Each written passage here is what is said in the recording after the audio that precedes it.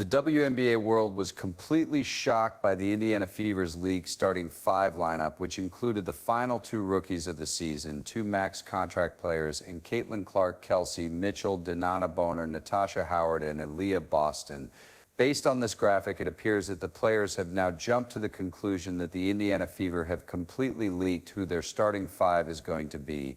And yes, it looks like this is what it will be. Caitlin Clark at number 1, Kelsey Mitchell at number 2, the Wob at number 3, the Nadas at number 4, and Aaliyah Boston at number 5. What does this incredible lineup mean for the rest of the league, and how will team chemistry develop with such star power? Sophie Cunningham's unexpected response to her supporting role may be the real story here, explaining why the Fever may finally have the formula for championship that they've been lacking. But let's examine what makes this specific five-player combination so unique. Since everyone will have to commit to their roles if the Fever are to meet their goals, it is up to Stephanie White to put the best lineups out there, the best lineup combinations, and all of that. I tried to predict the starting five, and it's not a huge leap, but Caitlin Clark will undoubtedly be the point guard. The core starts with Caitlin Clark, the rookie phenom who changes the game with her unbelievable court vision and limitless range.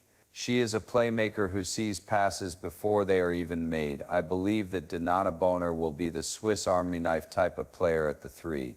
Diana Bonner brings championship pedigree to the mix with her 6'4" length and shooting touch, creating matchup problems that few teams can solve.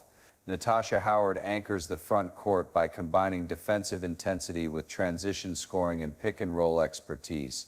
Her Kelsey Mitchell provides explosive scoring firepower, averaging over 18 points per game last season with an uncanny ability to create shots against any defender.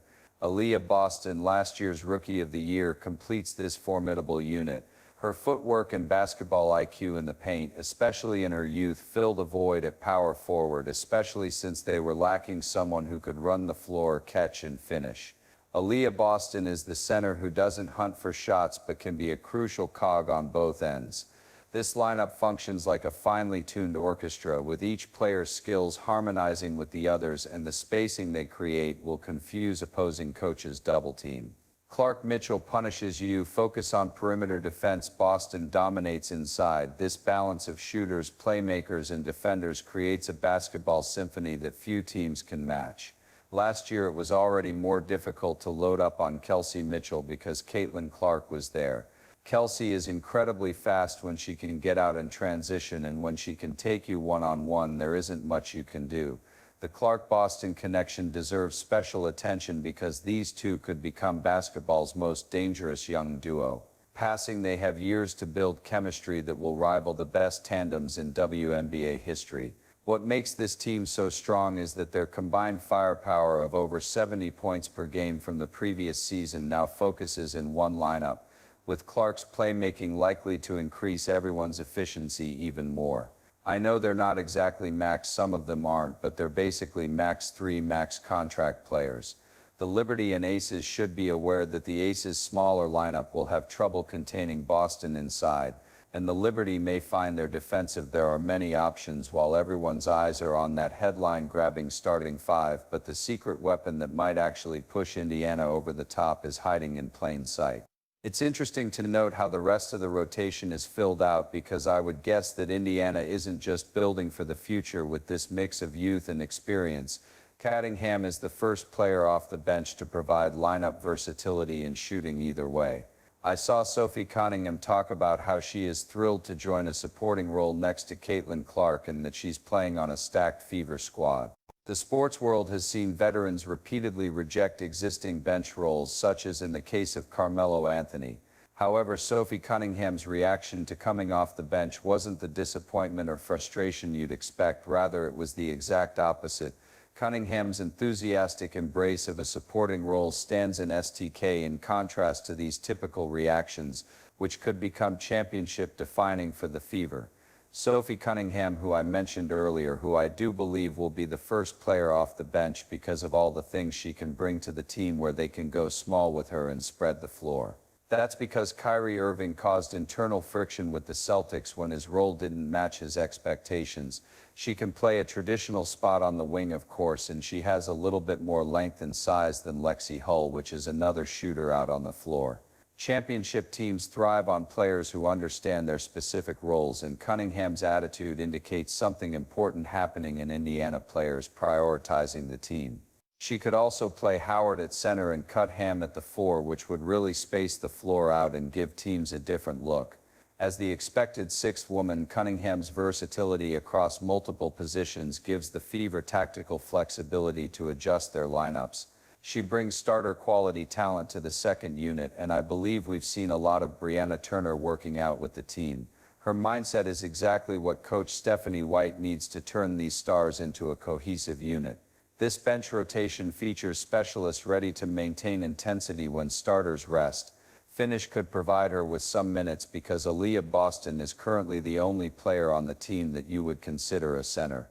Brianna Turner's screen setting and finishing skills complement the team's playmakers perfectly, and when surrounded by elite passers, her dependable interior presence becomes invaluable for turning opportunities into points. Lexi Hall's hustle and defensive intensity help the team maintain its defensive identity during starter rest periods, and her energy solidifies her position through effort rather than shooting. Percentages followed by Lexi Hull, who was used a bit too much a season ago. As you may know, she is a little too small to guard some of the players she had to guard and would get into foul trouble, which was really detrimental to the team. Now though, I believe she can bring that energy all the time and not have to worry about foul trouble because of the lineup versatility they have. For Lexi, the key is whether she can continue to hit at the three-point shooting rate that she did in the second half of the previous season, and she needs to improve at it. Christy Mao is a reliable leader during Clark's rest periods during what will undoubtedly be a demanding rookie season. Her experience ensures that the offense maintains direction with the second unit, which is why I believe the Indiana Fever are so well set going into next year. I don't think a rookie will make this team. If you look at this team like my expectations, you'll see that they have 12 players here, and the strength of this bench lies in maintaining style. The way Indiana intends to use Caitlin Clark breaks every traditional WNBA offensive rule. It's not just about putting talent on the floor, it's about completely reimagining how a point guard operates instead of the standard approach where point guards initiate plays from a stationary position at the top of the key. This sustained pressure and intensity throughout the 40 minutes is something that few WNBA teams achieve.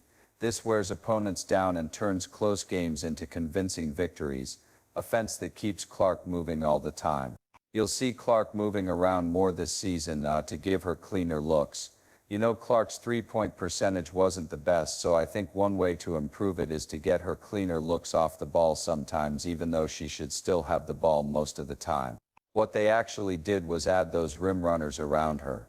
Imagine the defenses in the league never having to keep up with a point guard who is constantly weaving through screens and cutting. Basketball whack-a-mole, with the exception that the mole can shoot from 30 feet.